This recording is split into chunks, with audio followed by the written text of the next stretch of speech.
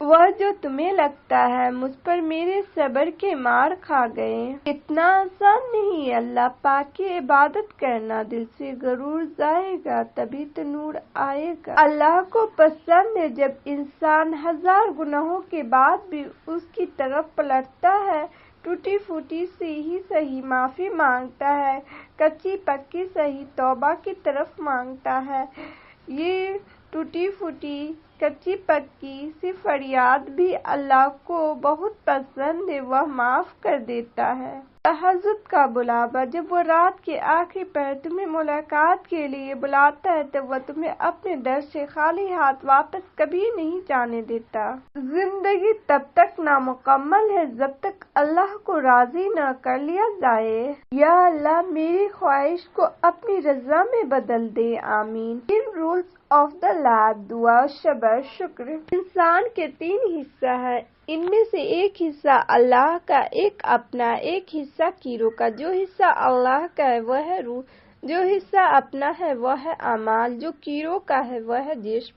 صبر مشکل ہے، بہت مشکل، مگر اس کا صلہ بے حد خوبصورت۔ ابھی نہ صحیح مگر تمہاری دعاؤں کا جواب بھی آئے گا، کل سے خالی نہ آئے گا۔ جھوٹی قسم کو ہلکا نہ سمجھو ورنہ اللہ تمہیں ہلکا کر دے گا۔ حضرت علی کا فرمان ہے، تہجد دن نہیں بدل رہا تو کیا ہوا، تہجد سے تو نصیب بھی بدل جایا کرتے ہیں۔ اللہ یقین والے کے لیے راستہ بناتا، اور جانتے ہو یقین والے کیسے ہوتے ہیں۔ تمہارا بے چین ہونا بے وجہ نہیں، وہ رب تمہارے نصیب کرے گا وہ خوشی جس کے انتظار میں تم جانماز پر آنسو بہاتے ہو۔